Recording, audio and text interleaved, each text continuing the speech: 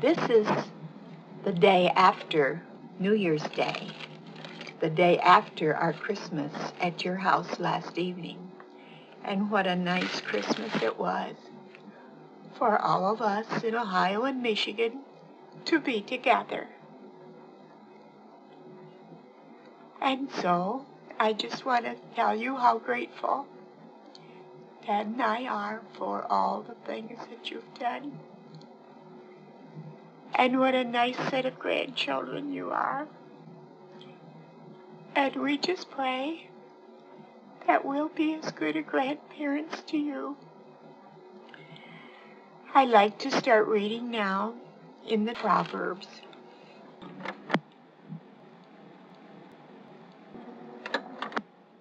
A gentle answer turns away wrath, but a harsh word stirs up anger, one we all need to remember. The mouth of the wise commends knowledge, but the mouth of the fool gushes folly. The eyes of the Lord are everywhere, keeping watch on the wicked and the good. The tongue that brings healing is a tree of life, but a deceitful tongue crushes the spirit. A fool spurns his father's discipline, but whoever heeds correction shows prudence. The house of the righteous contains great treasure, but the income of the wicked king brings them trouble. The lips of the wise spread knowledge, and not so the hearts of fools. The Lord detests the sacrifice of the wicked, but the prayer of the upright pleases him. The Lord detests the way of the wicked, but he loves those who pursue happiness. That last word should have been righteousness. I went to sleep right there. Stern discipline awaits him who leaves the path. He who hates correction will die. Death and destruction lie open before the Lord. How much more the hearts of men? A mocker resents correction. He will not consult the wise. A happy heart makes the face cheerful, but heartache crushes the spirit.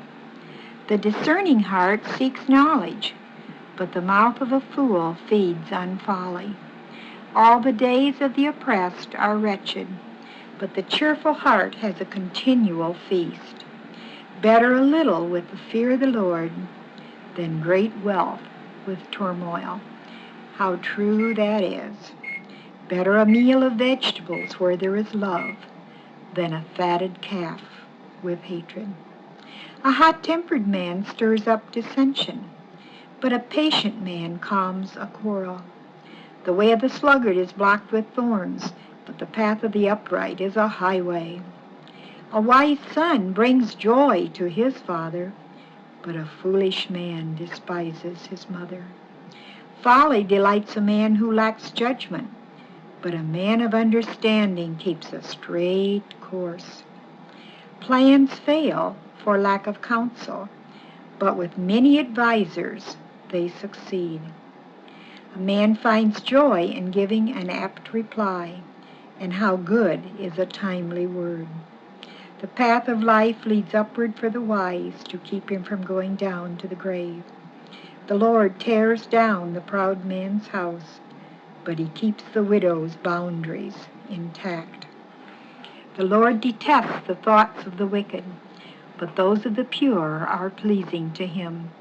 A greedy man brings trouble to his family, but he who hates bribes will live. The heart of the righteous weighs its answers, but the mouth of the wicked gushes evil. The Lord is far from the wicked, but he hears the prayer of the righteous. A cheerful look brings joy to the heart, and good news gives health to the bones. He who listens to a life-giving rebuke will be at home among the wise. He who ignores discipline despises himself, but whoever heeds correction gains understanding. The fear of the Lord teaches a man wisdom, and humility comes before honor. And now, chapter 17.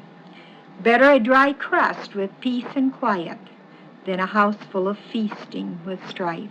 You've heard that said another way before.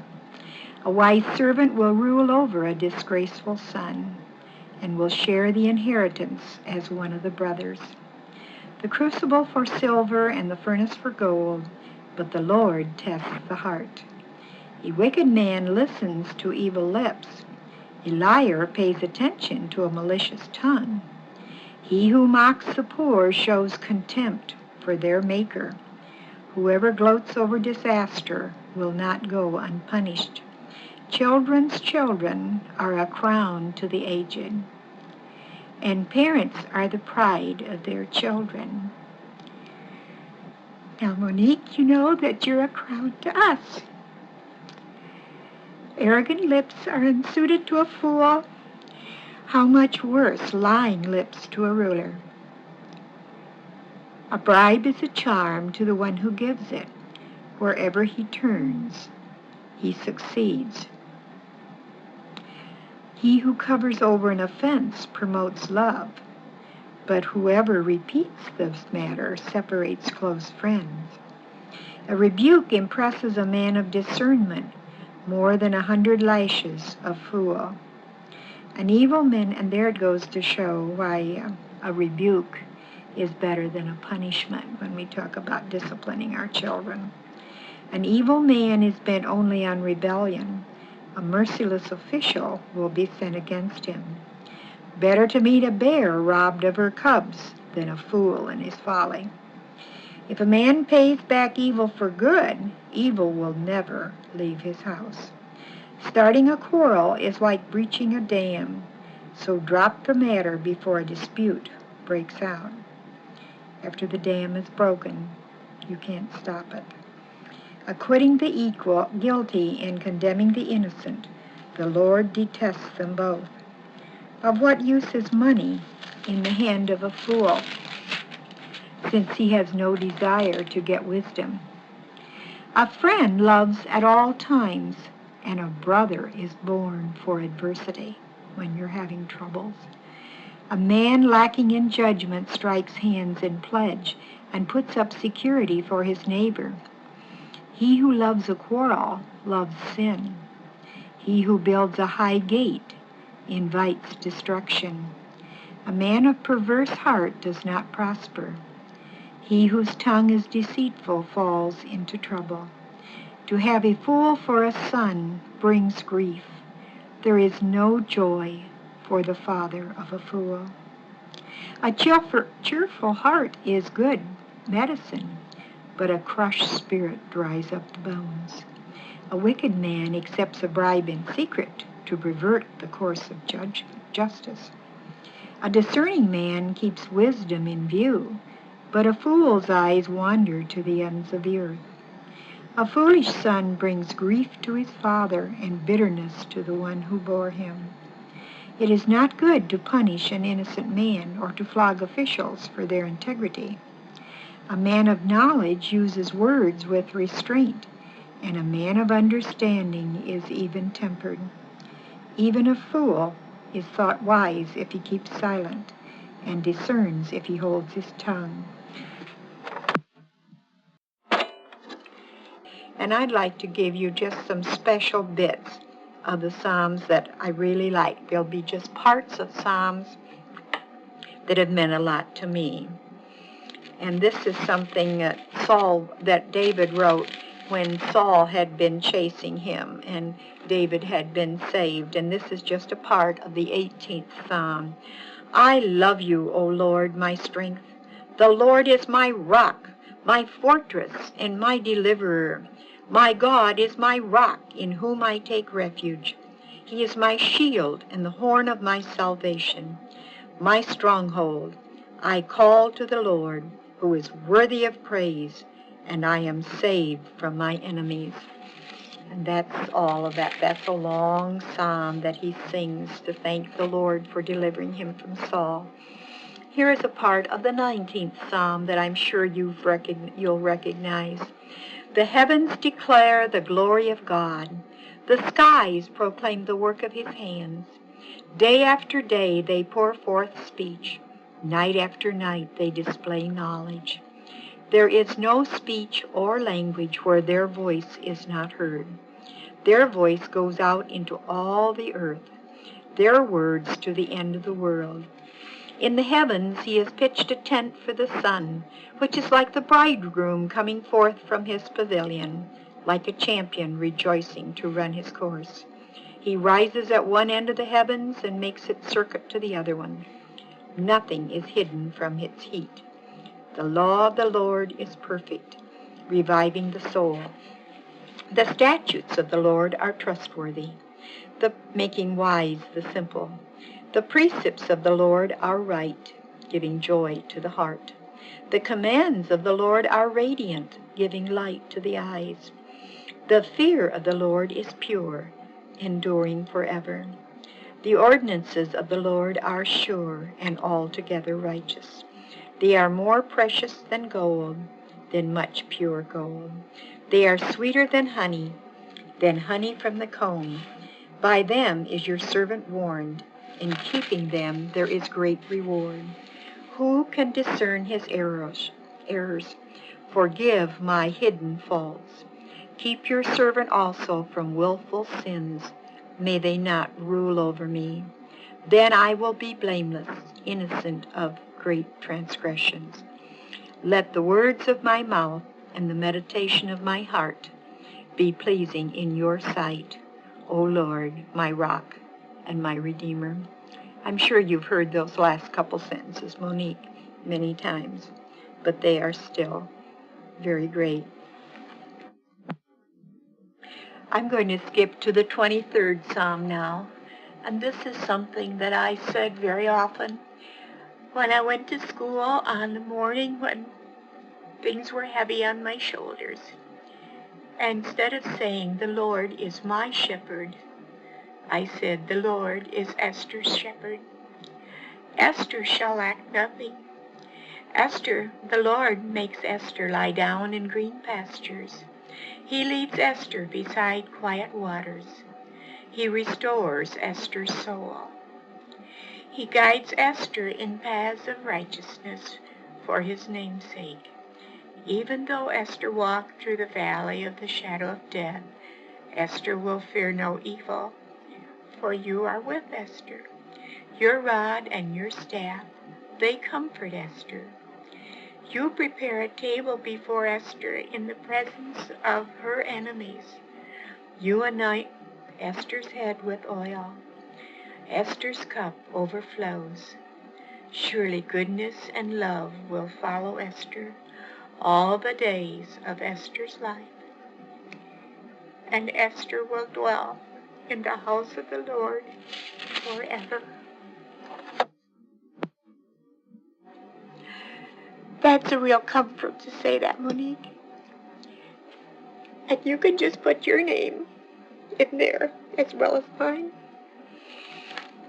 Now I'm going to skip to the 37th Psalm, which is very precious to me. And it says, "Do not fret because of evil men, or be envious of those who do wrong. For like the grass, they will soon wither away. Like green plants, they will soon die away." And these are the things we should do. Trust in the Lord and do good. Dwell in the land and enjoy safe pasture. Delight yourself in the Lord, and he will give you the desires of your heart. Commit your way to the Lord.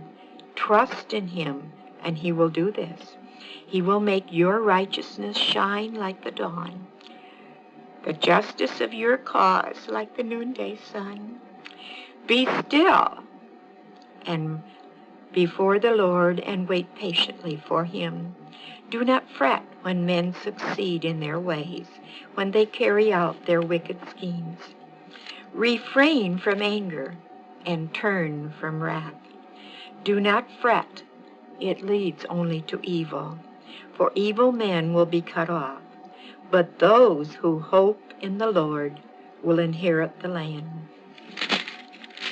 A little while, and the wicked will be no more. Though you look for them, they will not be found. But the meek shall inherit the land and enjoy great peace. And then I'm going to skip over to Well, he goes on in the rest of that psalm saying that better the little that the righteous have than the wealth of many wicked. And then he says, turn from evil and do good. Then you will always live securely. For the Lord loves the just and will not forsake his faithful ones. And then he goes on to say, wait for the Lord and keep his way. He will exalt you to possess the land when the wicked are cut off. And I'm going to skip some more of that, but that whole psalm is good, but it has 40 verses in it. I'd like to turn now to Psalm 46.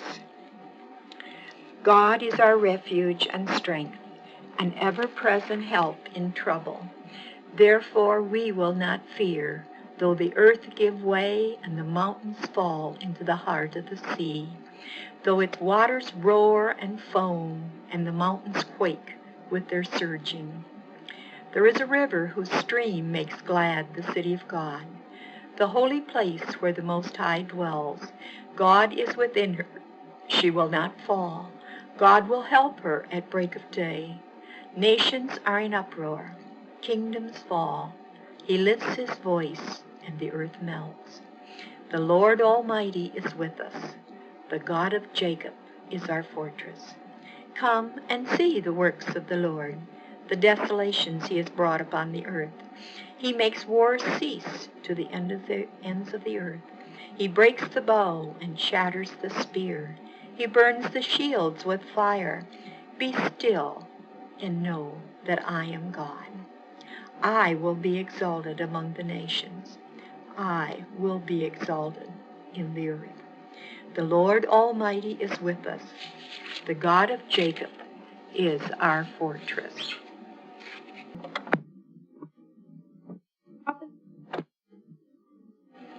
Oh, dear Monique, I didn't manage again. I thought I'd get it out so something would end at the end of the tape. So I had thought about the book of Ruth when I did this other on Philemon, and I wish now I would have.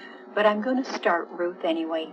Ruth kind of goes in two sections. The first part tells of her devotion to her mother-in-law and the devotion of Naomi to her daughter-in-law. And so if I don't get the last part about her marriage to Boaz, that can come at another time. Ruth is a very special name to me. It was my baby sister that did not live, and it was also Uncle Gail's first wife, who is a very special person to me, who did so much for me to give me a little self-esteem, to give me the companionship of a sister that I never had. So this has been real precious. I'm going to start out with Naomi and Ruth. Chapter 1. In the days when the judges ruled, there was a famine in the land. A man from Bethlehem in Judah, together with his wife and 2 sons, were to live for a while in the country of Moab. The man's name was Elimelech, and his wife's name Naomi. And the names of his 2 sons were Mahlon and Chilion. They were Ephrathites from Bethlehem, and they went to Moab and lived there. Now Elimelech's, Naomi's husband, died, and she was left with her 2 sons. They married Moabite women, one named Orpah and the other Ruth. After they had lived there about 10 years, both Mahlon and Chilion also died, and Naomi was left without her 2 sons and her husband. And in those days, without a man, a woman could do very little else than beg. And so that was a sad situation with the 3 women with no husbands to provide for them. Now, when she heard in Moab that the Lord had come to the aid of his people by providing food for them, Naomi and her daughters-in-law prepared to return home from there. With her 2 daughters-in-law, she left the place where she had been living and set out on the road that would take them back to the land of Judah. Then Naomi said to her 2 daughters-in-law, "Go back, each of you, to your mother's home. May the Lord show kindness to you, as you have shown to your dead and to me. May the Lord grant that each of you will find rest in the home of another husband." Then she kissed them, and they wept aloud, and said to her, "We will go back with you to your people." But Naomi said, "Return home, my daughters. Why would you come with me? Am I going to have any more sons who could become your husbands? Return home, my daughters. I am too old to have another husband. Even if I thought there was still hope for me, even if I had another husband tonight and then gave birth to sons, would you wait until they grew up? Would you remain unmarried for them? No, my daughters, it is more bitter for me than for you, because the Lord's hand has gone out against me." And I just wanted to say that was an old Jewish custom. You see, if the one son died, then the other son would marry his widow. And so since both of Orpah's sons died, there was no other sons left, so the only way that they could follow that rule is for Naomi to have more sons. And so she says, well, if I do marry again and have boy children, you will not wait for them to grow up so that you can marry them. So go back home and marry someone in your own country with your own customs and with your own relatives. But at this, they wept again, and then Orpah kissed her mother-in-law goodbye, but Ruth clung to her. "Look," said Naomi, "your sister-in-law is going back to her people and her gods. Go back with her." But Ruth replied, and this is a very special portion that you see on plaques given for weddings. It has been sung at many weddings, in the idea of a young man and a young woman leaving their families and making a new home. A very well-known passage. "Don't urge me to leave you or to turn back from you. Where you go, I will go. Where you stay, I will stay. Your people will be my people, and your God, my God. Where you die, I will die, and there I will be buried. May the Lord deal with me, be it ever so severely, if anything but death separates you and me." And when Naomi realized that Ruth was determined to go with her, she stopped urging her. The word Naomi means pleasant, I have marked in my book. So the two women went on until they came to Bethlehem. When they arrived in Bethlehem, the whole town was stirred because of them, and the people exclaimed, "Can this be Naomi?" "Don't call me Naomi," she told them. "Call me Mara." And I have written here, which means bitter, because the Almighty has made my life very bitter. I went away full, but the Lord has brought me back empty. They call me Naomi. The Lord has afflicted me. The Almighty has brought misfortune upon me.